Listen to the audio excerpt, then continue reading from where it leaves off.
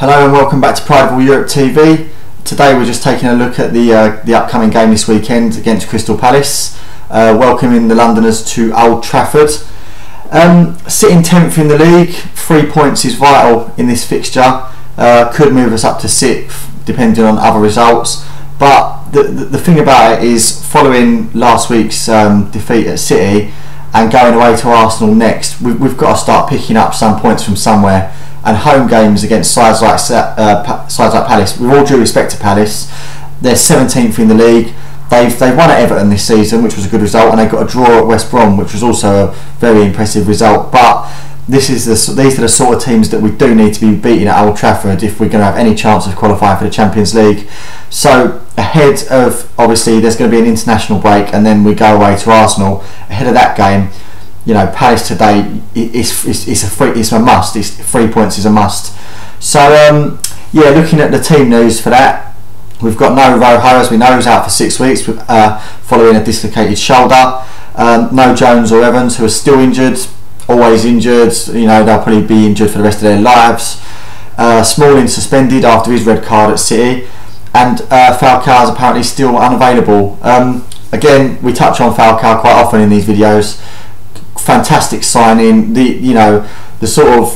massive song and dance that was made when we brought him in. You know, he's one of the greatest players in the world, one of the greatest strikers in the world, and it's just been so underwhelming what's gone on so far because of his injury record and being dragged off after 70 minutes here and only getting 10 minutes there. It's just frustrating. I feel the frustration. I know other fans feel the frustration. I'm sure the player is frustrated. So we just want to get him back on the pitch and see him in action.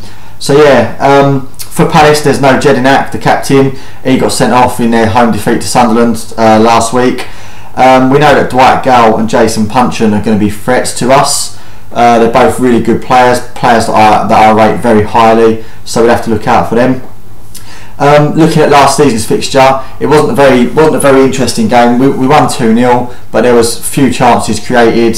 Van Persie scored a penalty and Rooney scored a free kick. It was actually Fellaini's debut that day, and that was probably the highlight of the day for a lot of people. I think today, with all the injuries we've got in defence, I think we're going to see a makeshift back four. I think it's going to be De Gea in goal, obviously. Raphael will come back in at right back after his absence last week. Shaw at left back, which I think he's starting to establish himself as our first choice now. And I think the centre half pairing will be Carrick and McNair, the two that finished the game at City.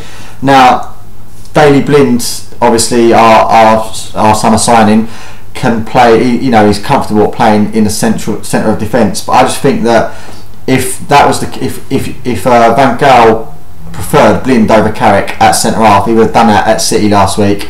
When he brought Carrick on, he would have moved Blind back to centre half and Carrick in midfield. But I think he prefers Carrick there for the height. So I think the back four will be Raphael, Carrick, McNair and Shaw. I think Blind will sit in front of them, and then I think what you'll see is Januzaj, Fellaini and Di Maria as the midfield. And then I think what we'll see today is Rooney playing behind Wilson. We all know about James Wilson. He burst onto the scene last year. He's been scoring goals for fun in the reserves and the under-21s. He come on and scored on his Premier League debut. Ryan Giggs gave him the chance. I think he's been knocking at the door for a while, and with Falcao injured, I think Van Persie has not been playing that well this season. He was good against Chelsea, but I think he's only scored 3 times this term. He's failing to impress. So when's there a better opportunity to give a young striker a chance than a home game against Crystal Palace? You know, again, no disrespect to Palace, but it's a game where we should have too much from. Despite injuries, we should have too much from. So I'd like to see Wilson start. So I'm going to put him in my 11. A prediction for this game, I'm going to go for a 3-1 home win. I think Palace will score. We tend to concede at the moment, but I think it'll be a comfortable day at the office.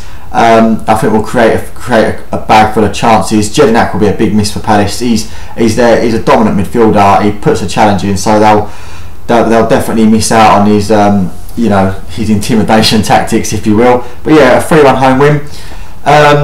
Safe journey to everyone going to the game. I might catch you up there for a beer before. I might see you in the pub after.